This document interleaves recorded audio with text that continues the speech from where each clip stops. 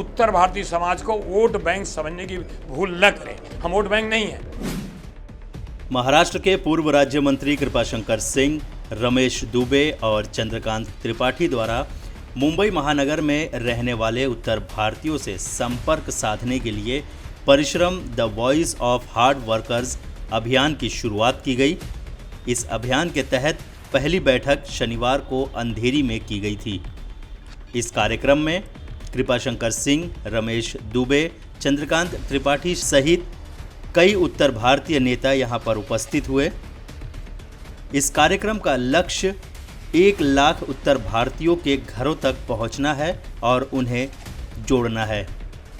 इस अभियान के तहत ये भी संकल्प लिया गया कि इस बार का महापौर उत्तर भारतीय होगा। मुंबई की 227 में से 105 सीटों पर उत्तर भारतीय समाज निर्णायक भूमिका निभाता रहा है।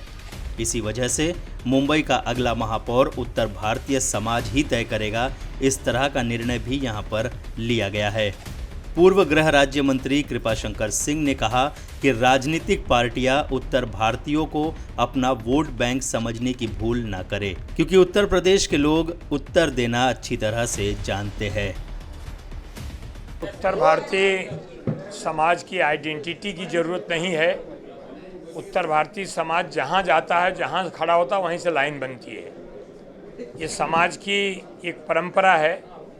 महाराष्ट्र में आकर के जो भी हमारे उत्तर भारतीय समाज या अन्य प्रांतों के समाज भी आते होंगे, हमारी उत्तर भारतीय समाज की, हिंदी भाषी समाज की एक गंगा जमुनी परंपरा है। उसी परंपरा को लेकर आगे चलते, चाहे प्रभु रामचंद्र की परंपरा रही हो, चाहे अन्य परंपराओं से हम लोग हैं। चूँकि कभी कभी उत्तर भारतीय समाज अलग अलग ढंग से समाज की वजह से सरकारों में नेतृत्व करते चले आ रहे हैं। आज हम सरकार की बात नहीं, हम चाहते हैं कि हम चुनाव के समय ही क्यों उत्तर भारतीय समाज के पास जाएं। हम ऐसे भी जाएंगे उनके पास, उनसे मिलेंगे, उनके विषय में जानेंगे, परिस्थितियों के बारे में चर्चा करेंगे। इसीलिए एक तय किया गया है कि कम से कम 1 लाख परिवार से हम लोग मिलने का एक फैसला किया है। उसी की पहली बैठक आज यहाँ हुई है। आदरणीय रमेश दुबे जी, आदरणीय चंद्रकांत त्रिपाठी जी और भी समाज के लोग, मधुकांत शुक्ला जी हैं और बहुत सारे। यहाँ कोई राजनीतिक दल का कोई ऐसा पदाधिकारी करके कोई नहीं। ये सिर्फ हमारा सिंबल है परिश्रम। हमारा सिंबल है हम परिश्रमी। हम परिश्रम है, परिश्रम के माध्यम से ही हम बताना चाहते हैं। लेकिन राजनीतिक पार्टियाँ, जो सभी राजनीतिक पार्टियाँ हैं, उत्तर भारतीय समाज को वोट बैंक समझने की भूल न करें। हम वोट बैंक नहीं हैं। हम इसमें समरस हो गए हैं।